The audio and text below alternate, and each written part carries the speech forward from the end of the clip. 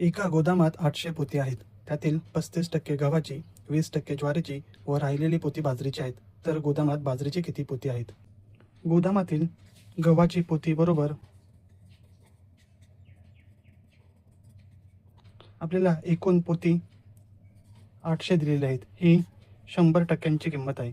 तर गव्हाची पोती 35% आहेत, म्हणून गुणिले आपण 35 करायचे. इथे शून्याने हे शून्य कॅन्सल होतील. उरले 8 गुणिले 35. 35ला 8ने गुणल्यास उत्तर 280 येते. म्हणून गव्हाची 280 पोती आहेत. तसेच दुसरी ज्वारीची पोती. ज्वारीची पोती करण्यासाठी एकूण आपल्याकडे 800 ही 100%ची व्हॅल्यू आहे आणि ज्वारीची पोती आपल्याकडे 20% आहेत. म्हणून शून्याने शून्य कॅन्सल केले. 8 गुणिले 20. 8 गुणिले 20 160, म्हणजे ज्वारीची 160 पोती आहेत. आपल्याकडे एकूण पोती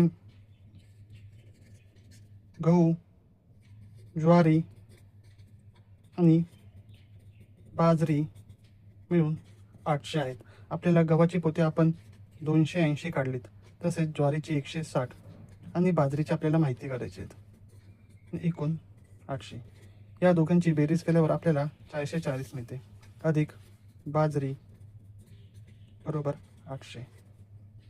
म्हणून बाजरी बरोबर 800. 440 इकडे अधिक आहेत. बरोबर चिन्हाच्या उजव्या बाजूला आल्यास ते वजा होणार. म्हणून बाजरीची पोती 800 मधून 440 वजा केल्यास 360 येते. आपल्याकडे 360 बाजरीची पोती आहेत.